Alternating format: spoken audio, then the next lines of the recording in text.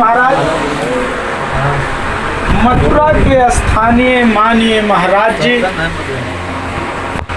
जय गुरुदेव संस्था में जितने प्रेमी जुड़े हुए गुरु भाई गुरु बहन जो ऐसे धर्म में और ऐसे मालिक की दया दुआ में भाग लेने वाले सभी प्रेमी जन, माताएं बहनें भाई बंद सभी प्रेमी जीव को हमारे तरफ से सादर जय गुरुदेव।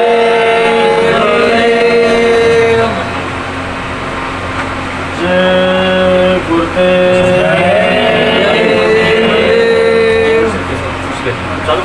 जय गुरुदेव। बड़ा सौभाग्य है जो ऐसे समय में हम मालिक की चर्चा, उनका संदेह अगर सुनने को मिलता है तो ये जीवात्मा तो ये समझो कि मनो मालिक के दया से कल्याण। इसलिए ये दुनिया का कारोबार तो चलता रहे, ना कभी खत्म हुआ ना होगा। गुरु महाराज ने कहा बच्चा थोड़ा ध्यान, आप लोग थोड़ा विशेष ध्यान से सुने क्योंकि आप लोग थोड़ा सत्संगी हैं। हम आप लोग का सीरियल थोड़ा बता। गुरु महाराज जो भी महात्मा आए सब लोग इशारा में पूरी बातें को बताते, किसी के लिए बाकी नहीं रखा। और हम आप इस दुनिया में हरण क्यों रहे हैं, परेशान क्यों हैं, और हम आप सोचते हैं तो होता क्यों नहीं है, और ऐसे ऐसे पूरी समय खत्म हो जाए। तो आप लोग तो मालिक की बताई हुई सारी वचन वाणी को तो आप लोग सुने हैं और जानते हैं, लेकिन सज्जुग के चौथे चरण के नीचे हम विस्तार थोड़ा सा जो बताएंगे आप लोग को, कि आगे का इतिहास तो आप लोग बहुत बार सुने हैं। इसी बीच में जहाँ से ये हुआ कि पृथ्वी पे जीव को उतारा गया आदि महाशक्ति, जिनमें मैं से 3 पुत्र का प्रकट कर दिए माता आदिशक्ति, और कहा आप लोग कुछ यहाँ कार्य करिए। तो पहला मंथन समुद्र का कर दिए, जिसमें से 3 देवियाँ निकल आए, लक्ष्मी सरस्वती और आदिशक्ति, यानी पार्वती जिसे सती है। ये तीनों की जो है उन लोग से कानून संबंध है। और साथ ब्रह्मा जी को ये हुक्म हो गया कि आप ये रचना करो तपस्या करने के बाद में, कि आप ये सृष्टि का रचना चालू कर दो। जीव का भंडार जो पहले से मान के रखा और कैसे क्या करना यहाँ विस्तार होगा। अब इनमें से ब्रह्मा जी ने 100 पुत्र को प्रकट कर दिया, 100 पुत्र, और उसी में हर लोक बना के तैयार कर दिया। बड़ा ध्यान से सुनो, लोक बना के जब तैयार किए तो उसी में से जीव का खंडन करके क्या कर, आप देवता बन जाओ, आप दुष्ट बन जाओ, आप जो है साधारण मनुष्य बन जाओ, और आप जो है ये चीजें बन जाओ, यानी रूल देना चालू कर दिया। वशिष्ठ जी को रूल मिल गया कि अयोध्या में जितने राजाओं जन्म लेंगे सबका गुरु आपको बने। बृहस्पति जी महाराज को कह दिए ब्रह्मा जी का 100 पुत्र हैं, और कितने का नाम याद है उतना सुनते जाए, कि सारे देवताओं का आपका जो है देवता का गुरु बनना है। जितना देवता बृहस्पति जी, शुक्राचार्य जी महाराज ब्रह्मा का पुत्र, जितने दुष्ट और राक्षस होंगे सारे का गुरु आपको बनना है। धर्मराज इसको यमराज कहते हैं, कहा आप लोग आपका नरक का राजा बनो। जयकार करो। ध्यान से सब सुनो। और इंद्र को कहा सारे देवताओं का आपका मालिक बनना है। यानी इसी प्रकार से जितने जहां जहां खंडन ब्रह्म ऋषि में जो 100 पुत्र का ड्यूटी लगाते हैं। अब इसमें आप सोच लीजिए कि एक भी कहीं अलग से नहीं आए हैं। कबीर साहब जी ने उस चौपाई को ऐसे स्पष्ट में कह दिया साहब कि आजा का घर यजर है, बेटा के सिर भार, और 3 लोक नाती ठगे संतो को। अब इसी बीच में क्या हुआ, आज हम आपकी गलतियां क्यों होती हैं और गलतियां को संभाल क्यों नहीं सकते? जान रहे हैं कि इस चीज में गलती हो रही है, घूम कर रहे हैं, जान रहे हैं लालच में फंस रहे हैं, लेकिन वहां चले जाते हैं। हर चीज समझ रहे हैं कि झूठ बोलने से पाप लगा है, लेकिन बिना झूठ बोलने से बर्दाश्त नहीं होता है। ये सब चीज का खंडन कहाँ से है? यही सीरियल सुनते रहना। और इसी बीच में हमारी आपकी भक्ति कैसे प्राप्त होगा और भक्ति की जगह का जितने जो है। अब वहां पे जब ये जन्म लिया तो विष्णु भगवान का जो है इस यानी दूसरा जन्म है, अवतारिक हो चुके कि मतलब एक करने के बाद तो देव ऋषि नारद जी को कहा आप प्रचार करें ब्रह्मा का कि विष्णु भगवान में शक्ति। लोग चल चल के पूरे मृत्यु लोक में नारद जी विष्णु भगवान नाम का प्रचार करें।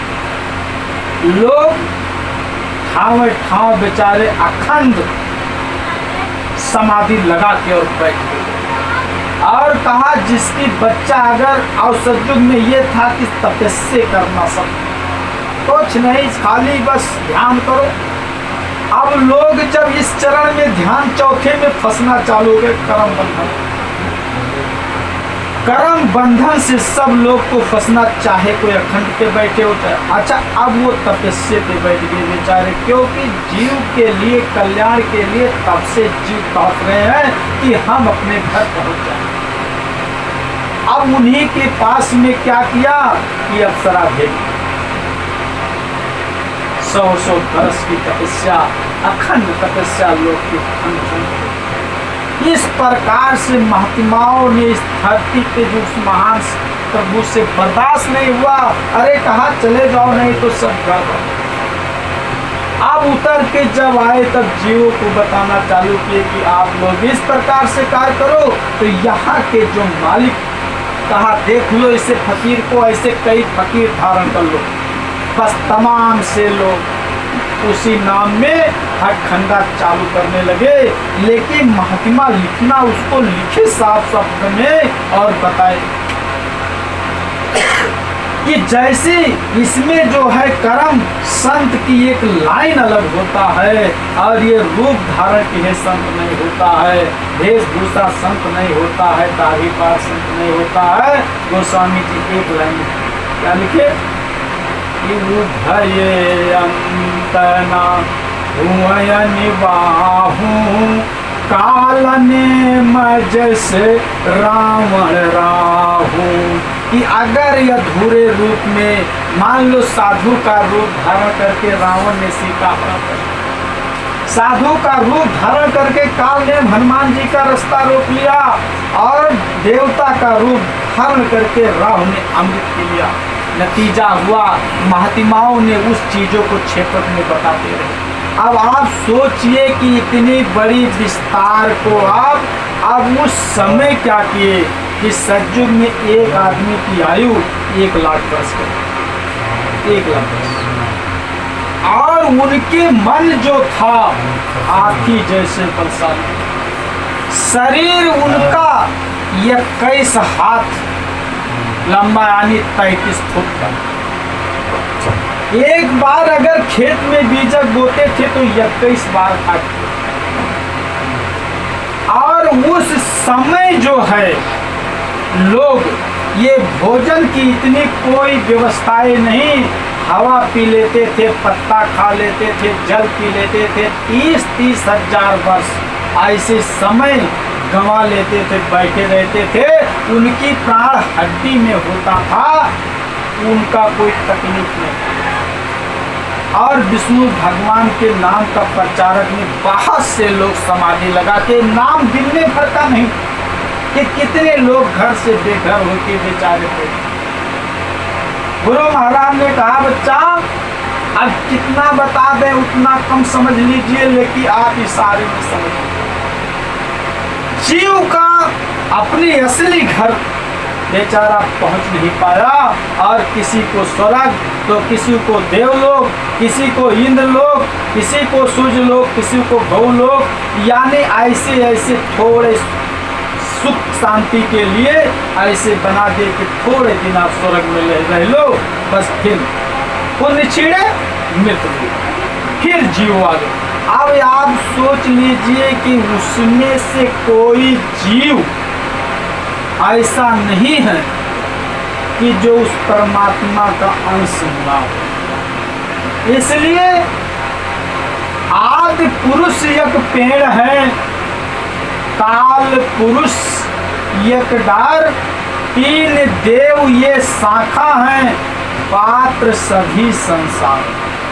हम आप सब बस एक ही कटघरा से मिले। अब जितने लोग इस कटघरा में आ गए, महात्मा ने, हम अपनी तरफ से नहीं बोले, महात्मा ने जो उसको स्पष्ट बताए कि उसे समझने का कोशिश करो। अनुराग सागर में लिख दिए कबीर साहब ने कि तीन गुणन के भक्ति ने आई फंसा संसार, कहे कबीर बिन नाम का कैसे जई हो पार।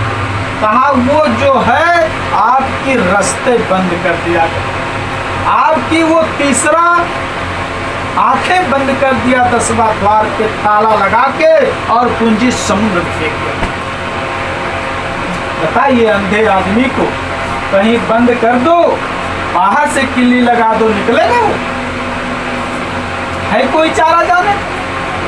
इसलिए जब महात्मा आते हैं तो समुद्र में तलाश करके उस चाबी को निकालते हैं और चाबी लगाते हैं कि पहले उस दरवाजा को खोलने का व्यवस्था करते हैं। लेकिन जितने महात्मा इस बात को बताए, सब इस धरती पर पल भर मारा गया। क्यों मारा? सच्चाई नहीं, छल बल करना असुरों को परम धर्म है। अब बताइए, यहाँ धर्म अलग अलग बना। छल बल करना असुरों का परम धर्म है कि जो भी गलतियां करता है दुष्ट रूप में, वो अपनी धर्म को पक्का मानता है। अब आप सोचिए, इसी में हमारे आप में खंडन किया गया। अब कोई जीव को क्या कर दिया, चलिए पकड़ा काटिए, चलिए देख रहा हूँ, काटिए आप। अब आपको वो भी दुकान देगी, अब हमारा आपका लाइन लगा दिया, आप लाइन लगाइए।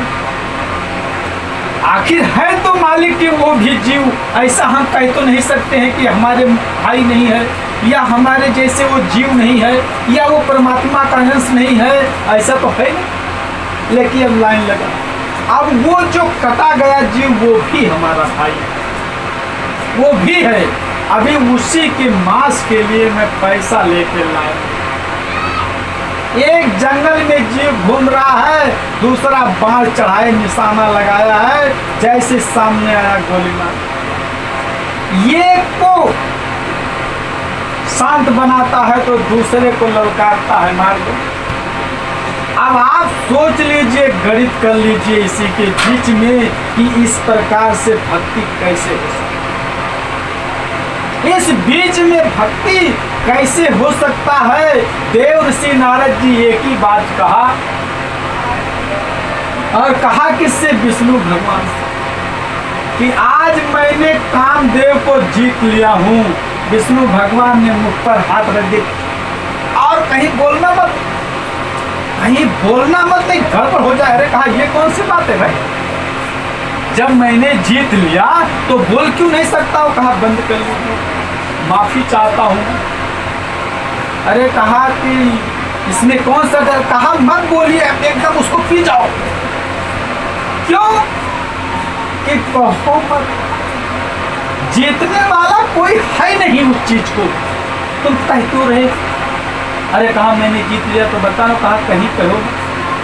सोचे कह दूंगा, फिर आगे शंकर जी से कहा जाके उनसे बताऊंगा। शंकर जी के पास नहीं पहुंच सके, क्या कि रास्ते में माया रची गई और वहां शिलाजीत राजा को तैयार कर दिया, वहां शहर बसा दिया गया और वहां विश्व मोहिनी लड़की शिलाजीत राजा के पास तैयार हो गई।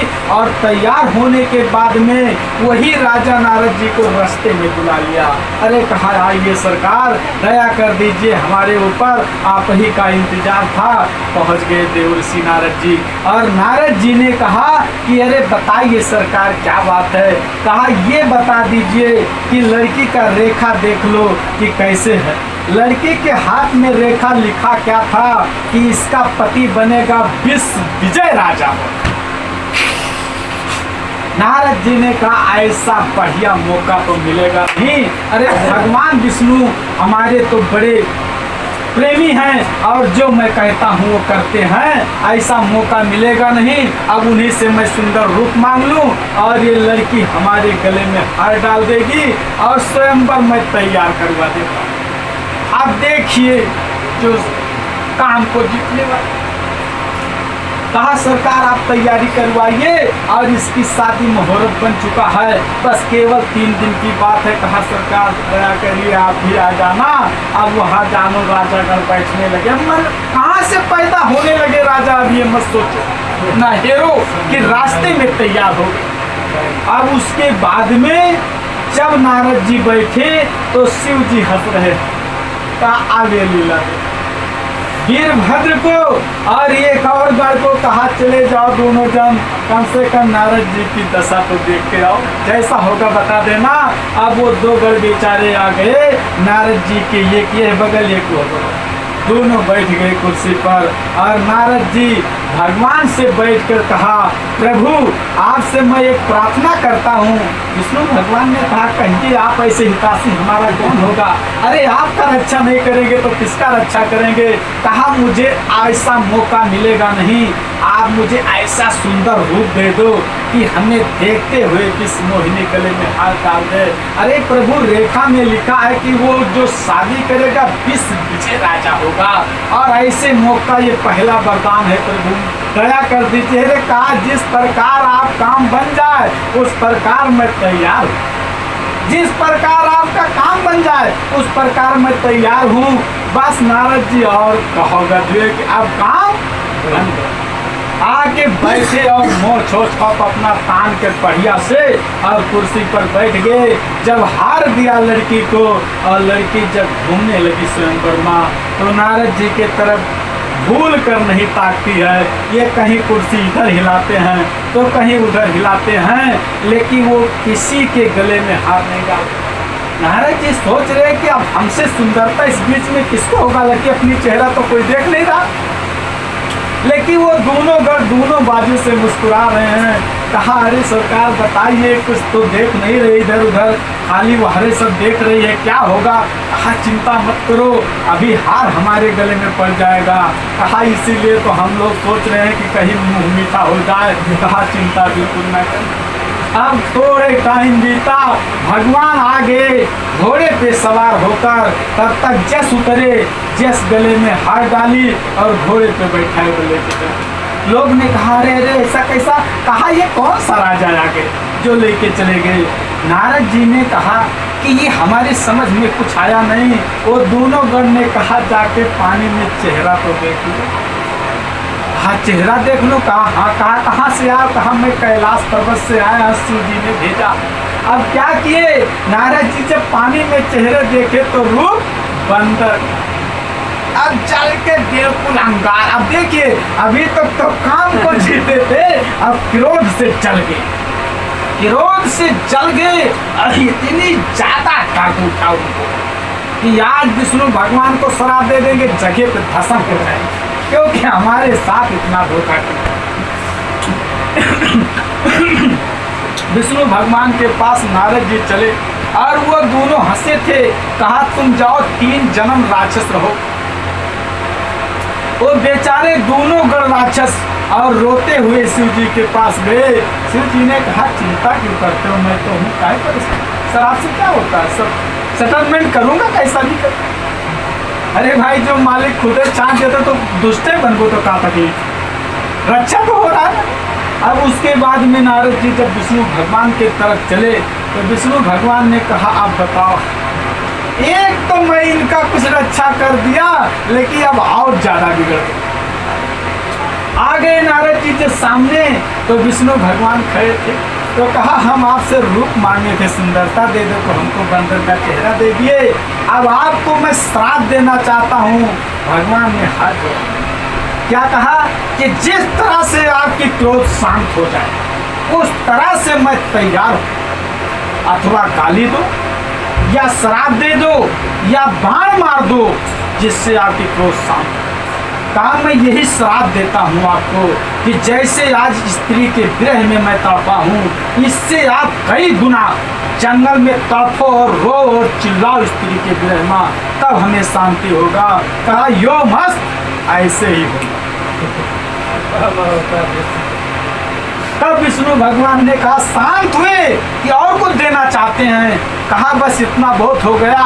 कहा अब रुक जाइए, आप जिस विश्व मोहिनी के लिए आप परेशान थे उस विश्व मोहिनी को मैं दिखाता हूँ।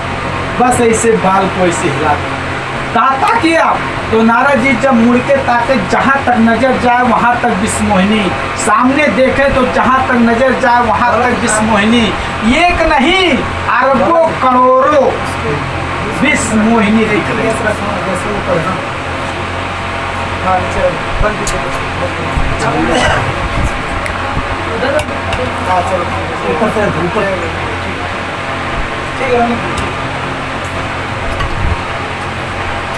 जय गुरुदेव।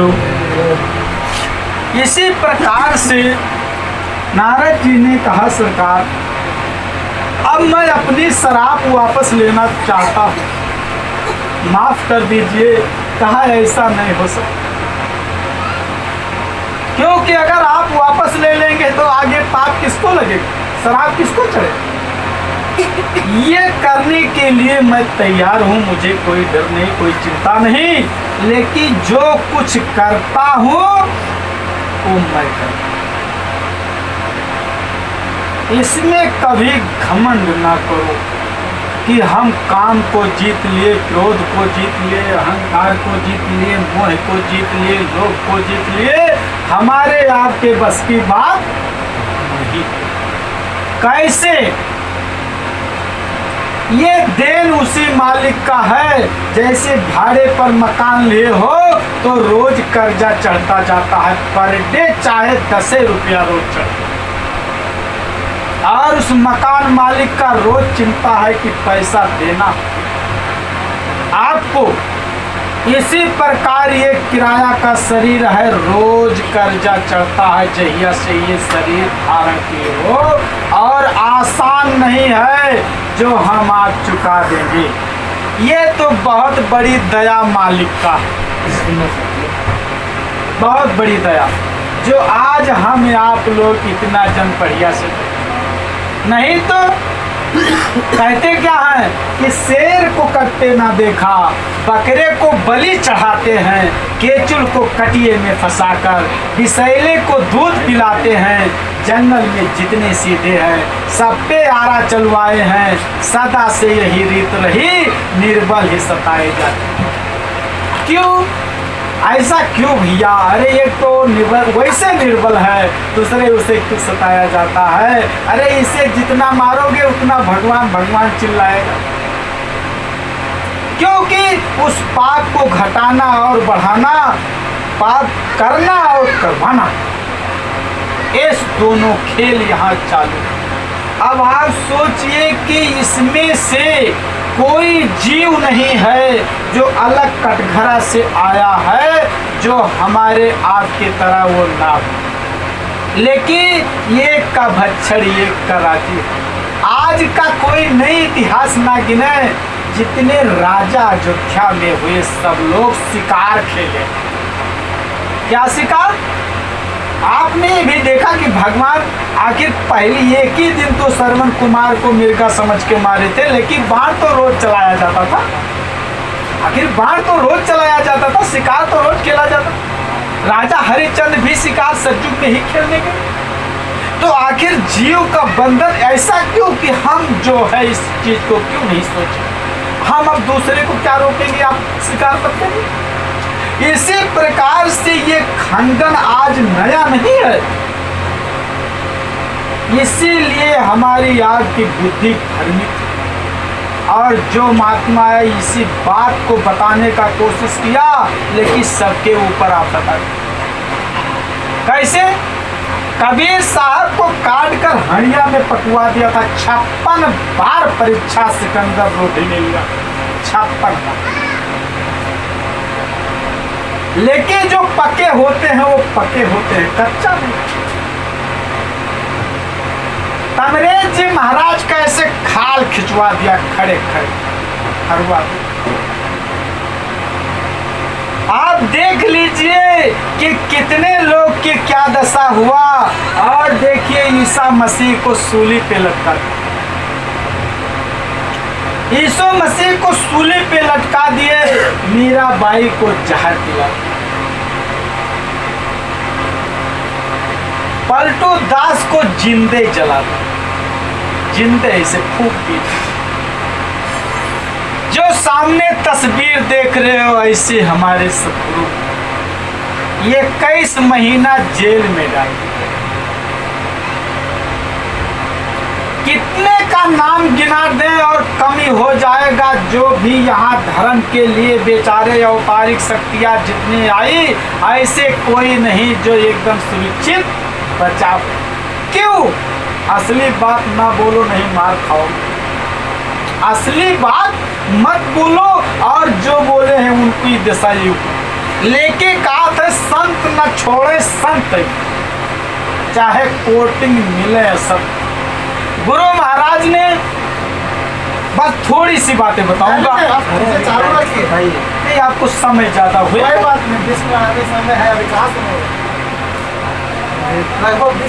अच्छा ठीक है। इस प्रकार से जिस समय गुरु महाराज जेल में गए थे, हम लोग तो बहुत बाद में नाम दाने, वो दशा थाना में एक गुरु भाई हम लोग से बताना चालू किया। कहा भैया आप लोग अभी तो नए आए हैं। कहा गुरु भाई अब नए तो हैं, लेकिन यह है कि मालिक का कुछ दया दुआ मांग रहे हैं, भीख तो मांग रहे हैं, रो रहे हैं, कुछ दया। कहा चिंता मत करो, अरे धन्य हो जो यहाँ तक चले आए, धन्य हो जो यहाँ थाना तक चले आए। और कितना आगे बता दो वो कम समझ लीजिए। अरे कहा कि आप और लंबा कद का गोरा गोरा जो है, उम्र उसका उस समय हमारा अंदाज है 45-50 का था। कहा भैया ऐसा है कि जिस समय ये दशा मालिक का हुआ, सरकार डाला, हल्का मच गई पूरे दुनिया में। अगर इतना बड़ा कोई फोटो रखे थे तो उसको कहीं अलमारी में बंद करें, तो कहीं खेत में मट्टी के तेरे मुने, तो कहीं फक्कर मचा रहे। और कहा कहीं जय गुरुदेव नाम सुनो, उन्हें मार कर तुरंत जेल में डालो। ये दशा मची रहा है उस समय। और कहे भैया गुरु महाराज जो है जेल में से बोलते रहे, बच्चा जय गुरुदेव नाम प्रभु का भूलना मत, कुछ नहीं होगा, डरो मत, ये होना है वो होता रहेगा, लेकिन नाम मत छोड़ो। कहे उस समय मैं बकता रहूं, लेकिन अब क्या करूं, जुबान में ऐसे ताला लगा रहा है। सोचन 2-3 दिन बीत गया, पीड़ा से बात गया, और ऐसा तहलका दिल में उठा कि अब बोल दूंगा चाहे जितना मार खाऊं। कहे बर्दाश्त नहीं हुआ और घर से निकल पड़े। और कल को लगा रहा है 1-1 किलोमीटर पर पुलिस और ट्रेन की गाड़ी, दरोगा की गाड़ी रोड पे चल रहा है, गम है, खाली चाय गुरुदेव वाले पता कटेगा, कुछ नहीं होगा, मालिक की मौज है। अब उसके बाद में जब वो निकला तो ये गर्मी की मौसम और ये एक स्थान पर ऐसा टेबल जो है बना रहता था रोड पे, तो उसी पे एक पुलिस वाला खड़ा हुआ ड्यूटी लगाए रहे। दरोगा जी की गाड़ी नाच रहे। अब आवे जाए कोई 10 आदमी 4 आदमी इकट्ठा बैठ के बात नहीं कह सके उस समय। और जल जलान सरकार की जलवा और आदेश खुल रहे कि जहाँ तक पाव पकड़ के बंद करो, मारो पीटो। अब जब रोड पर कहे भैया आ गए तो कहे जेब में केवल 2 रुपया, एक भी पैसा नहीं, जेब में 2 रुपया। और उस पुलिस वालों से कहा साहब नमस्कार। कहा नमस्कार। अरे कहा कि इतने धूप में इतना परेशानी में कैसे? अरे कहा क्या बताऊं, अरे जय गुरुदेव वाले इतना छठियान है कि एक भी बात नहीं मानते, इतना मार खाने के बाद जय गुरुदेव बोल देते हैं रोड पर। पता नहीं इनको क्या मिलता है। कहा क्या है कि इनको बुद्धि थोड़ा कमजोर रहता है, इन लोग बोल देते हैं आप जाके पानी पी लीजिए पहले। अरे कहा पानी क्या पी लूँ, पानी पीना हराम है इस समय, और पानी मत बोलो पीने के लिए। नहीं कोई यहाँ बोल देगा। कहा मैं यहाँ ड्यूटी दे रहा हूँ, आप जाके पी लीजिए। कहा ध्यान रखो नहीं तो गाड़ी दरोगा जी के आवत जाती, नहीं तो हम लोग गड़बड़ा जाओ। कहा 2 रुपया निकाल के। कहा जाओ आप पी लो। कहा होटल पे गया, उसने पानी पिया था और वही चाय एक घूंट पिया।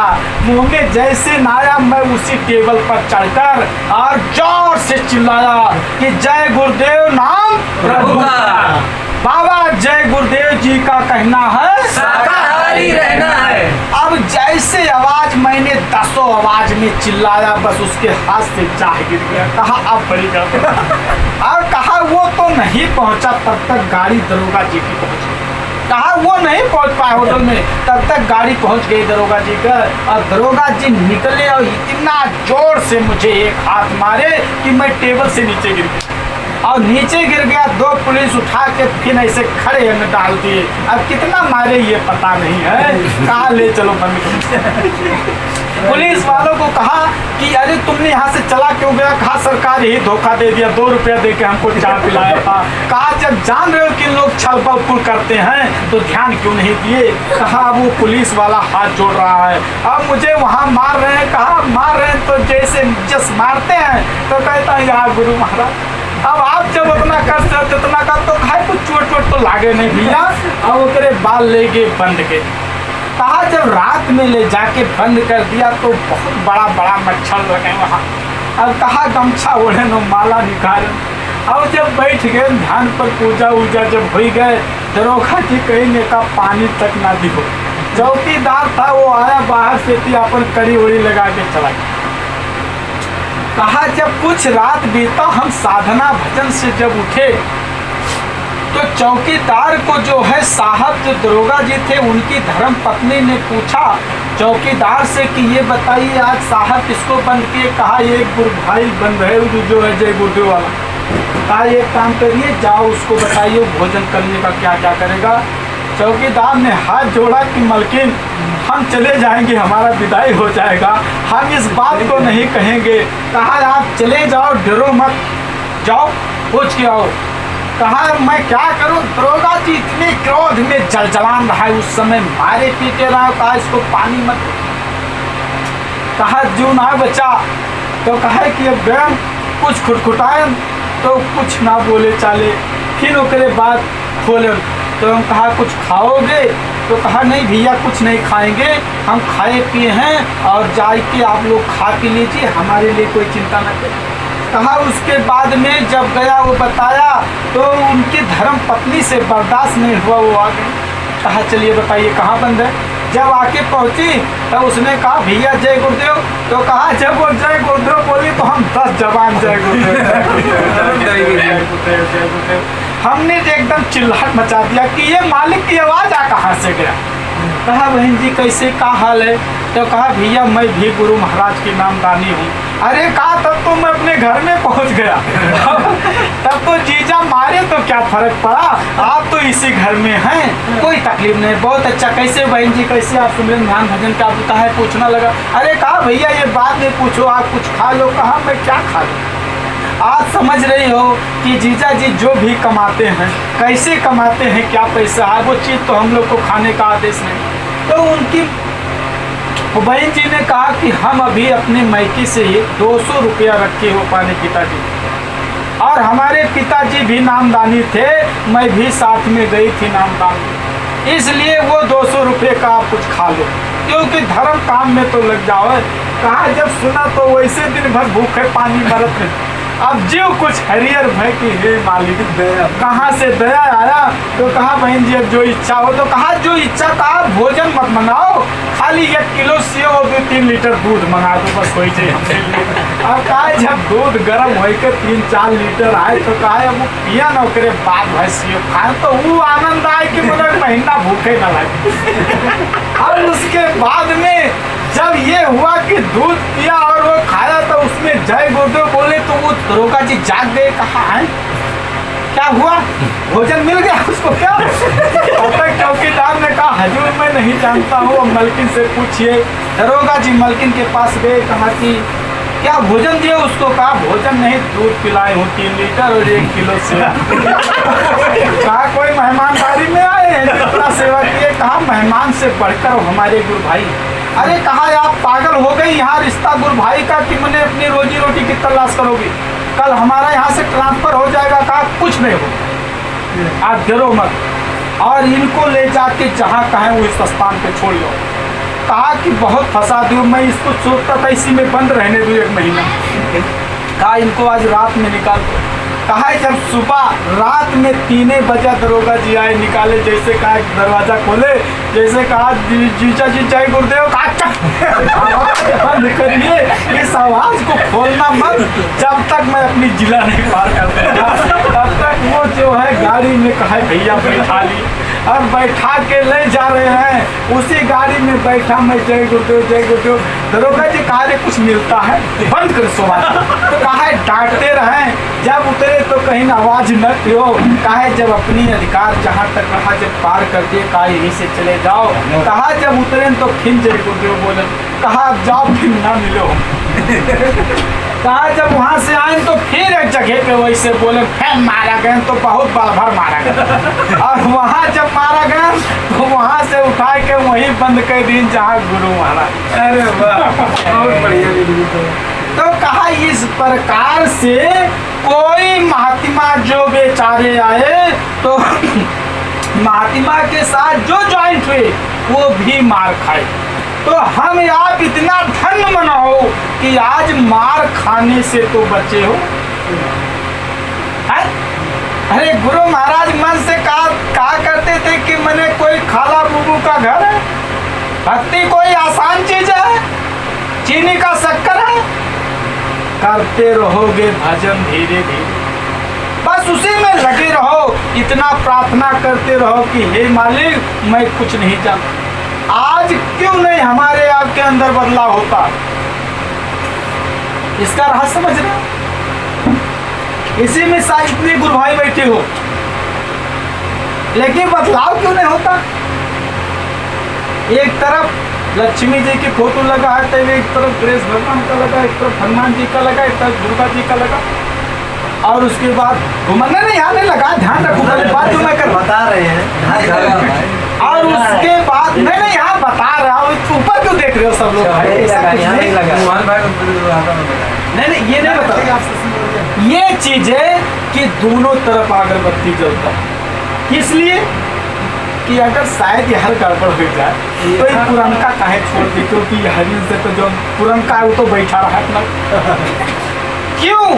ये अंदर ऐसी भावनाएं हैं जो मिट नहीं सकती है। आज हमारे गुरु भाई में जिसे गिरजोट समझते हो, गड़बड़ी क्यों चलती, टकराव क्यों होती?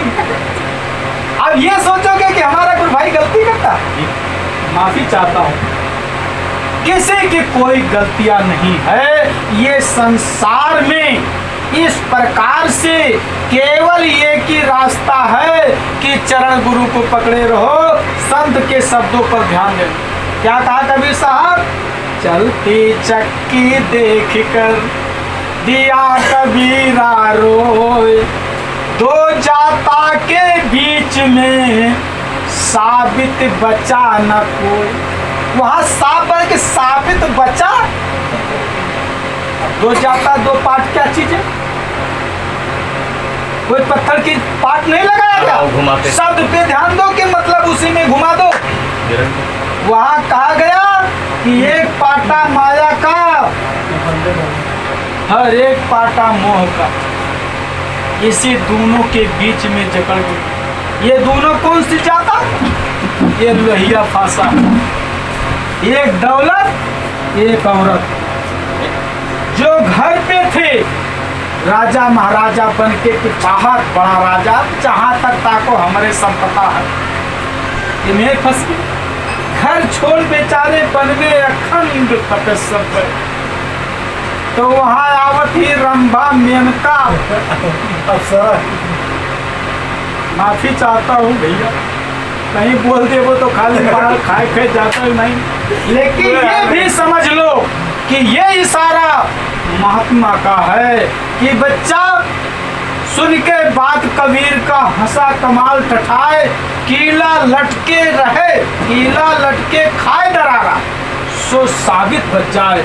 यानी उसी कीला जो हमारे गुरु की चरण, बस इसी पे लटके रहो। आई धक्की धुक्का मार मुंगा तो बहुत तो अरे भाई हवा चली तो काम नहीं लगी।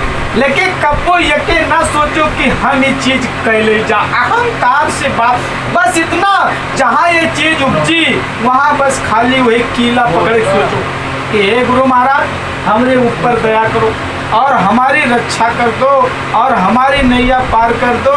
हम आपके शरण आया हूँ, एक भिखारी हूँ, मुझे भीख दे। बस ऐसी भिखारी बनकर हरदम लटके रहो तो मालिक ऐसा दयालु है कि आपके लिए तो लड़ रहा है। अरे आपने कहा कोई पार के हो जवैया लागल है नैया, लेकिन अब बैठे वाले तैयार तो हो। अरे भाई बैठे वाले जब तैयार हो गए तब तो लगा है। क्या मालिक ने कहा ऐसे नाव लगा दिया पूरे दुनिया के लोग बैठ जाएंगे तो एक सीट खाली रहेगा। किसके लिए? चलाने वाले के, ड्राइवर के लिए वो गाड़ी सीट खाली रहेगा। इसलिए हम आपका कल्याण मालिक के दया दुआ से हो जाएगा। तो करना क्या? सुमिरन ध्यान भजन दर्शन सत्संग सेवा, बस ये 6 चीज।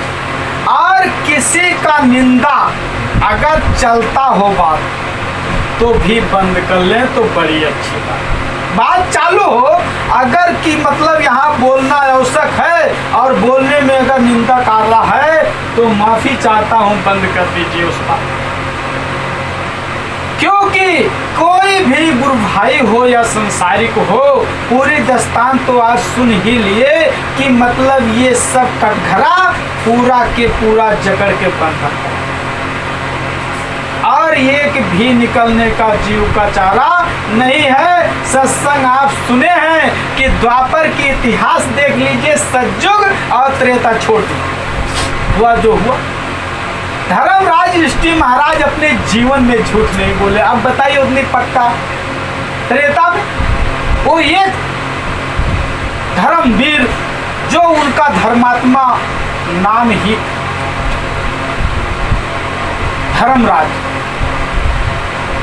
लेकिन आप सोच लीजिए कि उन्हीं का खानदानी और उसी में यानी उन्हीं के गुरु के बच्चे का समझो जब लड़ाई हुआ मरण अश्वत्थामा। अब बताइए गुरु के सामने कोई झूठ बोल सकता कि गुरु की ही शिक्षा दिया हुआ और गुरु ही उनके वचन का पालन कर। और उस समय पूरे हसनापुर में केवल एक भरोसा धर्मराज युधिष्ठिर के ऊपर गुरुद्वाराचार्य का था और किसी के ऊपर नहीं था। जय। और उस समय कहा गया जब अश्वत्थामा मारा गया, अश्वत्थामा जब मारा गया तो मरने जब अमर हो तो मरे कैसे हो? ललकार कर दिए कि इसकी हाथी पे बाण चला दो। हाथी के ऊपर जब बाण चलाया गया उसके बाद में जब हाथी चिखार कर दिया और चारों पांव छोड़ दिया और जो हाथ चिल्ला के रण क्षेत्र में गिर गई, अश्वत्थामा ने कहा अरे मूर्खो ये जानवर के ऊपर बाण क्यों चला दिए? और ये बेचारा का बिगाड़ा था, कहा अब हल्ला कर दो जोर से कि अश्वत्थामा मारा गया। कौन कहा? भगवान कृष्ण। जोर से चिल्लाहट, हस्तिनापुर क्षेत्र में हल्ला हो गया, अश्वत्थामा मारा। अब गुरु द्वाराचार्य के महाराज तक खबर गया अश्वत्थामा मारा गया। कहा मैं मान नहीं सकता हूँ, भगवान अगर कृष्ण कहते हैं कि मर गया तो मैं मानूंगा। कहा इस कैसे? कहा जब तक धर्मराज युधिष्ठिर महाराज कह नहीं गए। लोगों से कहा गया कि चले जाओ धर्मराज युधिष्ठिर महाराज से कह दो कि एक बार झूठ बोल। सारे लोग ने गए, हाथ जोड़ा कि महाराज आप एक बार झूठ बोल तो काम हो जाएगा। कहा चुप रहो, बात बंद कर लो, मैं अपनी धर्म नहीं छोड़ूंगा, दुनिया कुछ भी हो जाए। लोगों ने आके कहा भगवान कृष्ण से कि वो बोलते अपनी धर्म नहीं छोड़ेंगे, कृष्ण भगवान अपना सोएंगे। कहा केवल सही बात को घुमा के कह दो, ये हमारी बात को। अब बताओ, आप सोच लो इस बात को दूर तक गहराई में। धर्मराज युधिष्ठिर महाराज ने कहा महाराज तो क्या घुमा के कह दूं? कहा यही कह दो नर नहीं कुंजर। बता दो इतना कि नर नहीं मरा है कुंजर मरा, इतना तो बोल सकते हो। कहा चलो भाई जब सब लोग उतारू हो। अरे जब भगवान, अब देखिए सोचिए, अब वो जाके जो है जब वहाँ धर्मराज युधिष्ठिर को जब गुरु द्वाराचार्य के सामने हाजिर किया गया और गुरु द्वाराचार्य ने कहा धर्मराज हमें आपके ऊपर भरोसा है बच्चा, आप सही बात क्लियर बताना कि नर मरा है कि कुंजर। और कहा नर नहीं, कि ना नहीं आए मुँह से, खाली नर मुँह से आए तब तक यहाँ बंसी बज गई, मची अनुआ बाजी बंसी किस के मोहे तीनों लोग, वही तीन मोहे नहीं रहे वो कौने लोग, कि उस समय तीनों लोग उसी में मोह गए हुए बंसी के बाद। अब आप सोचिए, इसी संशय में गुरु द्वाराचार्य का हत्या और उसी हत्या का दोष लगा धर्मराज युधिष्ठिर महाराज को नरक देख। माफी चाहते हैं आज हम लोग कितने सच्चे बैठे, ये द्वापर के इतिहास। तो इसलिए आप धन्य हैं जो गुरु के शरण तक हैं और सुमिरन ध्यान भजन करते हैं, ये बहुत अच्छा कार्य करते हैं। ऐसे करते रहना, बस इसी बाड़ी के साथ अपनी बाड़ी को दाम देता